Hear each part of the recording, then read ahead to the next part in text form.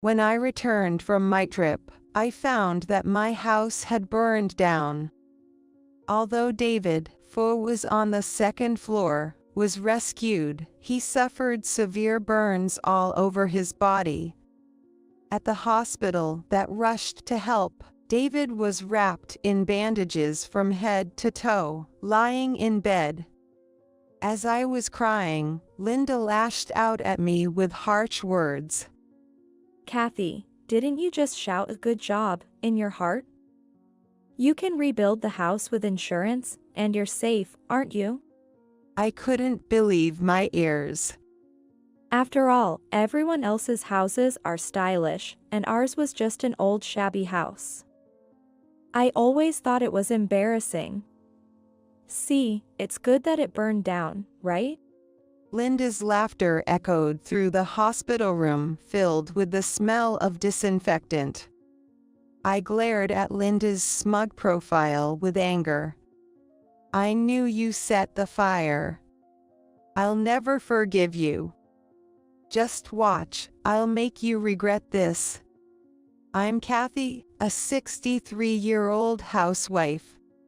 While managing the accounting for the small-town factory left by my husband, I'm keeping busy and fulfilled. My son, David, lives in a rental apartment in the same city with his wife Linda and their daughter Sophie, and they visit me during the holidays and vacations. My daughter-in-law Linda is kind and often looks out for me, especially since I lost my husband last year. David, who defied his father's wishes to take over the factory and left home after graduating high school, seemed to have been hopping from one part-time job to another even after turning 20. Linda, who met David while working at a restaurant, did not blame him for being a temp worker and kept a warm eye on him. When they decided to marry, I was filled with gratitude, thanking her for marrying my unsuccessful son. Sophie is a beauty, much like her mother, and is quite the responsible one despite being only 9 years old. She visits occasionally when I'm off work, and we spend delightful times baking sweets and chatting. I thought I'd keep things cordially tense with my son's family. Just as I thought this, David, who rarely calls, suggested they move in. Must be lonely by yourself, right? Why not live with us? I appreciate the offer, but I'm not interested in living together. No need to be tough. Having us and Sophie around would distract you from loneliness, wouldn't it? I'm not lonely at all. So, we're moving next month. I said I'm not interested in living together. Despite my refusal, the following month my son's family moved in. Well, living with my adorable granddaughter and kind daughter-in-law isn't so bad. That was how I felt until I was shocked by Linda's true nature. I'm home. As I opened the front door, there stood Linda, commanding the entranceway again today. She thrust a speck of dust she picked up with her fingertips at me and scolded me in a shrill voice. There was dust in the corner of the stairs. I rushed cleaning before going to work, so I must have left some dirt. Then you should wake up earlier. I can't invite mom friends over to such a shabby, dirty house. That ticked me off. If she's a stay-at-home mom, she should clean it herself. Besides, while the house is a 30-year-old 2-story wooden building, it was renovated inside just 5 years ago, so there's nothing inconvenient about living here. Linda, I work, and even preparing meals for 4 is hard enough. As we agreed when moving in, I need help with the cleaning and laundry. Linda's eyes narrowed at my words. What? This is your house, Kathy. It's only natural that you do everything. Don't blame me because you can't cope. I lost the will to argue and fell silent. I thought she was a gentle and lovely young woman, but she was completely pretending. The next day, as I was about to open my home gate, I felt a strong gaze on my back. Turning around, I saw Julia, my neighbor, staring intently at me while hanging an eco bag. I greeted her, and Julia frowned. People aren't always what they seem. Hop. I never thought you'd be the type to mistreat your daughter-in-law. Julia spoke with a tone of sympathy, blinking at me. Linda was in tears when she told me. She said you don't feed her properly, and that she gets yelled at if she doesn't keep the house spotless, and that it's shameful for a daughter-in-law to work, so you've stopped her from working. I never said any of that. Julia looked at me suspiciously. I believe you, Kathy, but squashing rumors is tough. It's even reached the Homeowners Association president. That explains why neighbors have been acting weird lately. Quickly walking away when we lock eyes or suddenly disbanding their conversations when I approach. It must be Julia, the gossip, who's been spreading these tales for fun. As I watched her leave, I entered my house feeling down. We had agreed to split the utility bills and groceries equally between our households. Despite agreeing on this before moving in together, 6 months into cohabitation, my son and his wife still refused to contribute to the living expenses. Even after I requested Linda to pay on my son's payday, she always found an excuse to delay. Linda, I sent you a breakdown of the living expenses a week ago on your cell, didn't I? Oh, I forgot to withdraw the money.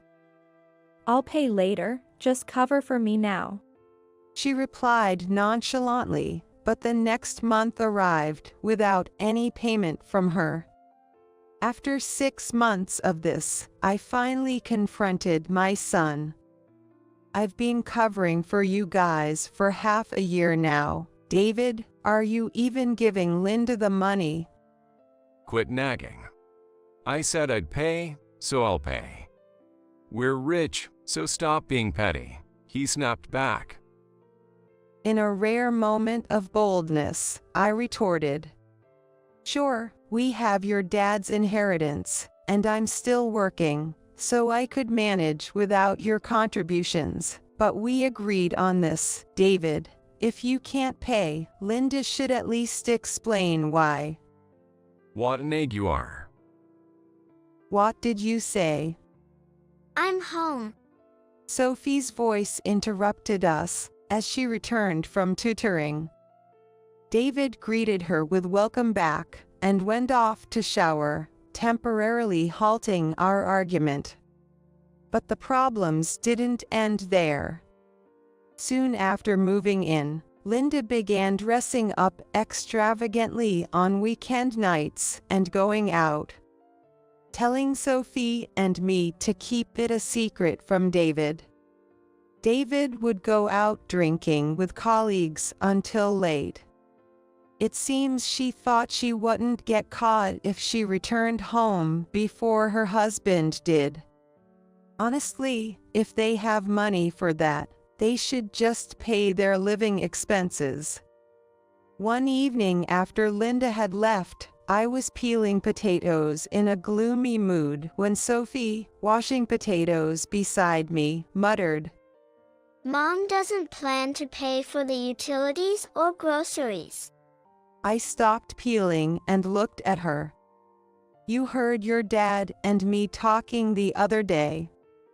Yeah, I could hear it all the way to the parking lot. Sophie spoke calmly. Before we moved, Mom and Dad talked about it. Now that their annoying grandpa is gone, they plan to push into Grandma's house. If they live together, they save on rent, and if Grandma cooks and pays for utilities, they can live comfortably and spend the leftover money however they like. What? They plan to make me pay for everything from the start. Anger welled up inside me. Did they think of me as some kind of ATM with maid service? And Mom can't really do housework. When we were in the apartment, all we had was snack bread and ready-made meals, and she hardly ever cleaned. The only thing she did was laundry.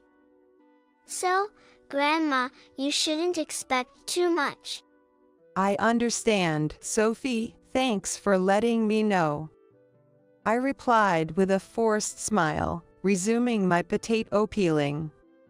It's sad to hear such things from her daughter. I even felt a bit of sympathy for Linda. On Friday evening, unusually cheerful, Linda struck up a conversation. Kathy, do you have any plans for this Saturday? I quickly fought back. Last month, when I answered her honestly, she immediately got angry. A trip to Boston? If you can afford that, why not give Sophie some pocket money? You're really thoughtless. I was upset, as she was the last person I wanted to hear that from, given she doesn't pay for anything. So this time, I decided to hide the truth. I'm just planning to relax at home. Oh, is that so? If you go out, please let me know. We have plans too. Plans? A twinge of anxiety hit me. Maybe I'll just mention the trip afterwards. After Linda left, Sophie came over with a burst of smiles. This Saturday, Mom and Dad are taking me shopping for clothes. We're going to the mall. It's been so long, I'm really looking forward to it. Her innocent smile was contagious.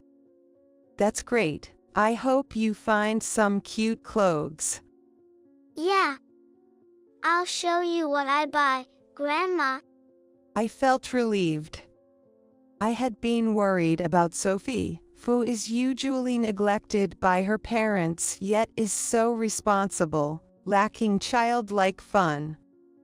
Her excitement about shopping with her parents was truly heartwarming. Then came Saturday. After my son's family left, I too headed out. It was a day trip to a seaside spa. A delightful lunch full of seafood at a beautiful hotel, and a relaxing soak in an outdoor bath overlooking the sparkling ocean seemed to wash away all my accumulated stress. Stepping off the train, I walked home with a light step. As I neared my house, I noticed a crowd of people. Beyond them, police cars and fire trucks were parked, and yellow tape was strung up with several firefighters and police officers standing around. I smelled smoke and realized there had been a fire nearby. I hope everyone in the house was okay. As I walked on, lost in thought, Julia stopped me with a surprised look. Kathy, weren't you at home? I was on a trip. Then it must have been David who was taken away in the ambulance. What? David went shopping. He came back to get something and got caught in the fire. They're saying it was arson. My heart skipped a beat. Pushing through the crowd, I introduced myself to a firefighter who then escorted me to the front of my house. I was at a loss for words at the sight before me.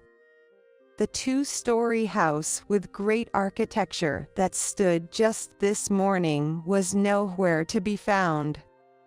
All that was left were charred pillars, soot-stained walls, and remnants of what used to be furniture.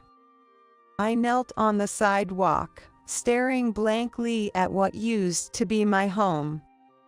A police officer, seeing me in a daze, cautiously approached. Kathy, I heard you were on a trip? Yes. We'll need to talk more about this tomorrow. Can you give me your contact information? I gave them my cell number as asked. Your son was caught in the fire, but fortunately, he is conscious. Are you aware of which hospital he's at? No, please tell me. The fire had not spread to the garage, so the car was safe. As I looked up directions to the hospital on my cell phone, I received a call from Linda. I heard you were severely injured in the fire. Kathy, are you okay? I was on a trip though. Silence followed on the other end of the line. You were at home all day today, right? I suddenly decided to go to the hot springs. It was David who was taken away. Julia must have mistaken him for me because our hairstyles and hair colors are similar. We were supposed to meet at 4 in front of the station, and I thought he wasn't coming back, but he was at home, that idiot. Did he get the day wrong? What? Never mind. Which hospital is it? I'll bring Sophie along. Her tone, seemingly unconcerned for her husband, felt off to me. Even if we usually don't get along, he's still my important son. I rushed to the hospital, explained the situation at the reception, and hurried to the ward. Seeing David lying on the bed, tears spilled from my eyes. Being caught in a fire must have been hot and painful. His body was wrapped in bandages, looking almost like a mummy. After a while, a doctor appeared and explained his condition and the treatment going forward. David had severe burns all over his body, but was not in life-threatening condition. He would need a skin graft using his own skin, and would have to stay in the hospital for about 6 months. Soon, Linda and Sophie arrived. Sophie quickly filled with tears and choked on her words, "Daddy." She knelt by the bed and sobbed quietly next to Linda, who glared down at David with a fierce look. Suddenly turning to me across the bed, Linda snapped, I stressed that you should let us know if your plans change. Why did you go out on a whim? "Do I need your permission to go out now?" Originally, it was supposed to be you in that bed with severe burns, not David. Don't you feel bad for him? I couldn't accept being blamed like this. Then Linda flashed a spiteful smile. Kathy, didn't you just shout a good job in your heart? Once the insurance comes through, you can rebuild the house, and you've escaped any trouble. Anyway, it must feel good to have that old shack gone, right? I couldn't believe my ears. The house, filled with memories of my late husband, had been left to just pillars and walls after burning down when I returned. Could she not imagine how shocking this was for me? Taken aback, Linda continued to blabber. Everyone else's houses are stylish, and ours was just an old rundown house. I always thought it looked disgraceful. See, it really was better that it burned down, right? Mom, why would you say something so awful? Oh, it's just the truth. Sophie, it was smart to move our things to the hotel. We're really lucky. Linda's loud laughter echoed through the hospital room, filled with the smell of disinfectant. Unable to argue in the hospital, I clenched my fists and gritted my teeth to hold back my anger. Then David, who appeared to be sleeping, groaned. Yes, even though he was wrapped in bandages all over, David was conscious. He slightly moved his mouth and said in a low voice, Linda. What? Linda bent down to hear David's whisper. His whisper changed her expression. Okay, I understand. Leave it to me. Linda then turned to Sophie and me, suggesting it was time to leave. As I walked out of the hospital room and down the hallway, I pondered what might have been discussed between David and Linda. What exactly David and Linda discussed remains a mystery, but I caught only a few words. Ruins and gold. In truth, I inherited gold bars as part of my husband's estate. They are stored in a bank safe deposit box, but I have not disclosed their exact location to David. Believing the gold was in our home safe, David must have slipped away during shopping to break into our house while I was gone. Being unaware to that, could it be Linda, who took a different course of action from Sophie after all, who started the fire? From the shopping mall to our house is a 15-minute drive. If Linda had set a time to meet with Sophie and taken separate actions, it would have been possible for her to start the fire. Linda's slip of the tongue about mixing up the execution day and how excited she appeared, mistakenly thinking I was involved in the fire and calling me. Judging by her further outburst of anger towards me at the hospital, there's no doubt to assume I was the intended target. David is the beneficiary of my insurance. Even if I had only suffered severe burns, a substantial sum in disability benefits would be deposited into David's account. As I felt dizzy from the shock and my body burned with anger, it became clear. Linda set our house on fire aiming for the insurance money, even injuring David in the process, all while maintaining her composure. Moreover, using shopping with Sophie as a cover for her crime shows a complete lack of maternal instinct. Seeing Sophie's downtrodden expression and slow walk, my heart ached. The joy of their shopping trip had been utterly destroyed. I glared at Linda, filled with anger. I knew she was the one who had set the fire. I will never forgive her. Just you wait, I'll make you regret this soon. Considering how carefully Linda had moved her belongings to the hotel beforehand, it's clear she's the arsonist. The situation makes my blood boil, but I'll leave the evidence gathering to the police. First, I need to find temporary housing. Before I could call, the president of my husband's factory called to check on us. When I explained the situation, he immediately arranged for 3 weeks of paid leave and started the process for me to move into company housing. I reached out to Linda, but she said she'd stay at the hotel with Sophie, so I ended up moving into the company housing alone, pulling my suitcase behind me. After contacting the insurance company, I stopped at a big supermarket on the way back from the hospital to buy ready meals, underwear, and bedding. When I got home, I postponed unpacking, heated up the meal in the microwave, and ate.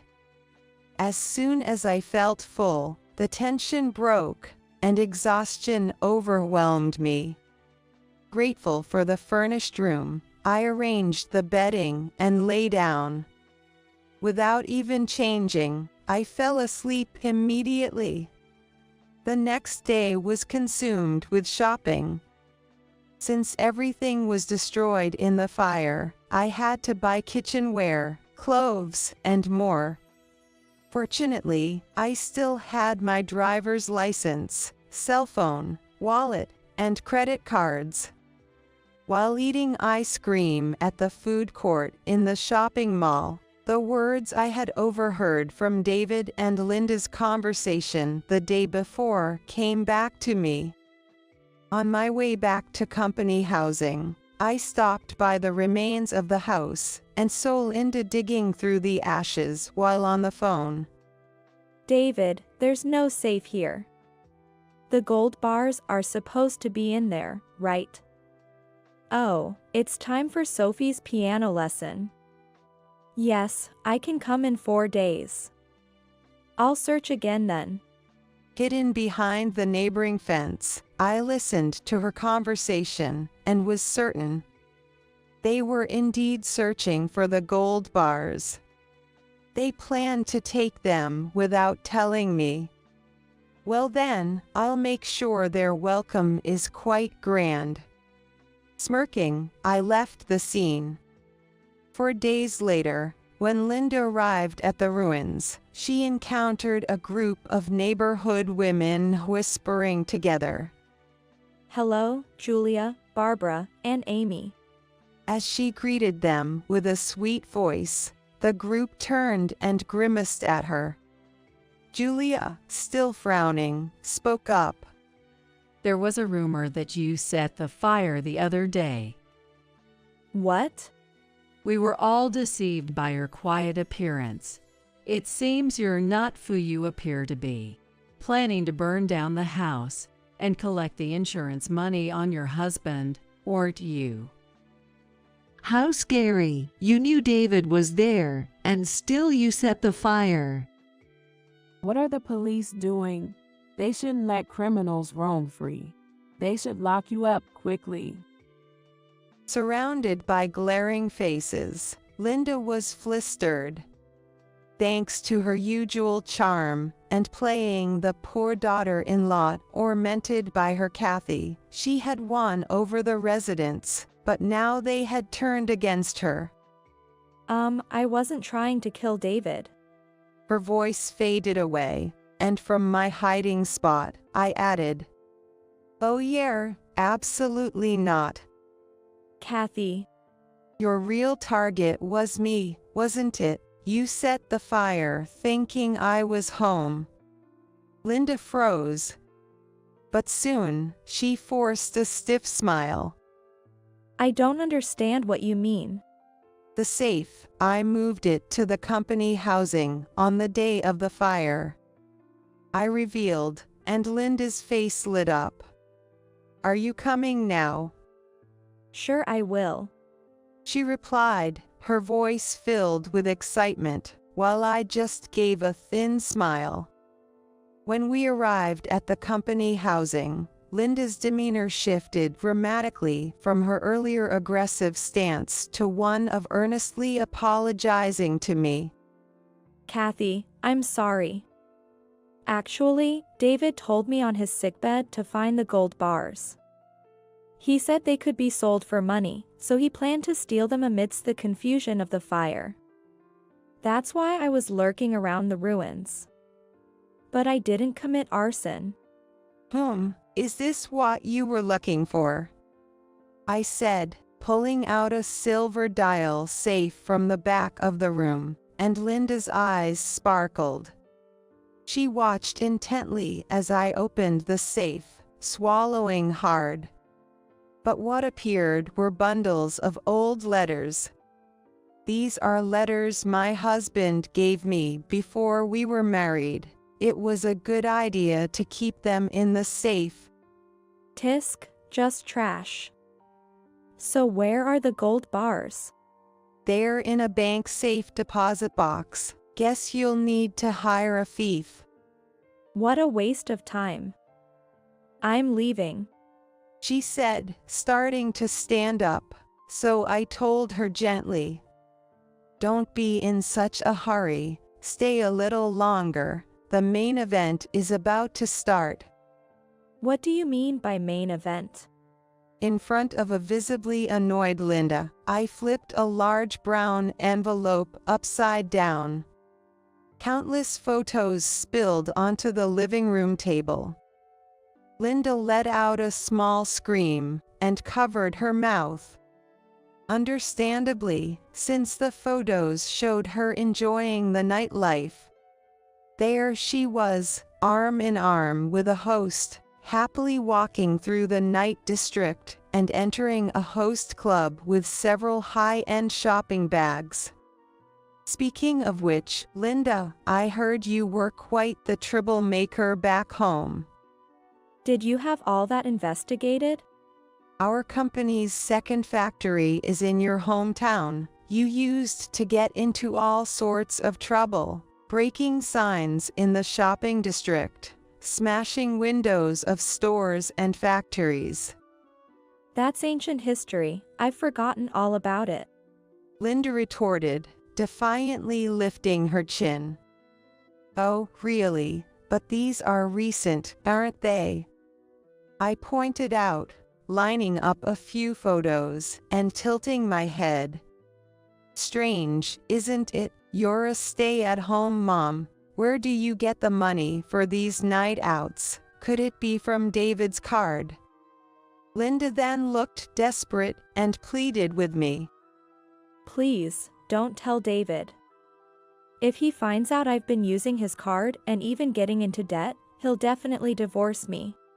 Oh, so that's why you set the fire, trying to burn me along with the house. How terrible. I said mockingly, and Linda's face twisted into a furious expression. Burning you was the quickest solution. Either I get the insurance money, or, even if it fails, there's still the disability benefits. Seriously, that old house is so ugly, it makes me sick to live in it. Rebuilding it would probably make your deceased husband happy, right? At her mocking laughter, I lost my patience. I stared directly into Linda's eyes and stated firmly. That house was rebuilt when David was born. My husband and I decided to redesign it with a spacious balcony and classic American-style rooms that suited us. A freeloader like you has no say in it. A vein popped on Linda's forehead. I'm going to the bathroom. Don't leave yet. I insisted, heading toward the bathroom. As soon as I closed the bathroom door, I heard a sharp male voice. Hey, what are you doing? Rushing back to the living room, I found Linda being restrained by two men in suits. A bottle of pills rolled out of Linda's hand onto the floor. Haffy's coffee was spiked with a sleep inducer. We are arresting Linda Morgan for assault with intent to harm. Wait. Why are there detectives in the next room? Of course, there are. I couldn't risk being alone with an arsonist. I said, shrugging. Linda glared at me with piercing eyes. Should I take your earlier statement as a confession? I didn't say I set the fire. Then, let's discuss any additional crimes at the police station. Additional crimes? Linda looked confused. I smiled at her. Remember the mischief from your youth. At 18, you broke the window of a factory, remember? Oh, that shabby factory? It's our second plant. The window you broke damaged vital equipment, causing the factory to shut down for a week, and incurred significant losses. I explained in detail. At the time, we couldn't pinpoint a suspect, but thanks to the detectives doing some digging in your hometown this time, we identified you as the perpetrator." Linda's expression stiffened. That was over 10 years ago. The statute of limitations for claiming damages is 10 years, and it's still valid until the end of this year. I informed her with a broad smile. "How much do you suppose the damages and compensation will amount to?" "Maybe around $100,000. $100,000. I can't pay that much." Linda's face turned pale, and she began to tremble. The detective handcuffed her. "Linda Morgan, you are under arrest for assault." As Linda was led away, I breathed a sigh of relief. The plan of the couple, David and Linda, unfolded just as I had imagined. They went out to the shopping mall as a family, setting separate times to meet up with Sophie, acting independently. It was unexpected for David, who first left under the pretense of going for a smoke, to go home for the gold bars. According to the plan, Linda spread kerosene on a stack of newspapers in the parking lot and set it on fire. David, who had mistakenly believed the execution date was a week later, found himself inadvertently involved. Linda, the actual arsonist, faced charges for attempted murder by arson, assault for putting a sleep inducer in my coffee, and for vandalism from 10 years ago. I wanted the money back quickly, so I settled for $50,000 in compensation and allowed Linda to reintegrate into society. Linda, burdened with a massive debt of $160,000, $10,000 for misusing David's credit card, $50,000 borrowed from the credit card company for the settlement, and $100,000 for the old vandalism, works from morning till night at our factory to pay it off monthly. She says she'll never be able to pay it off in her lifetime, apparently crying during work. David, who conspired with Linda and planned to split my insurance money, was arrested after his discharge from the hospital.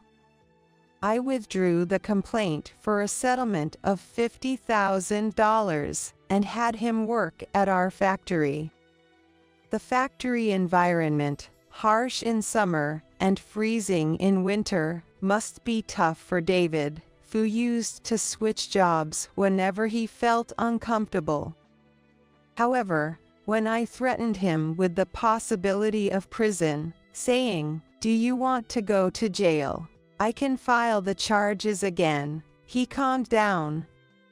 David, furious about Linda's misuse of his credit card, but aware that divorce would incur additional living costs, continues to live with her in the factory's company housing, despite their frequent arguments. With the insurance money from the fire, I bought an apartment near Sophie's elementary school, where we both started living. David and Linda keep pestering to see Sophie, but since she says she doesn't want to meet them yet, their reunion seems to be in the distant future.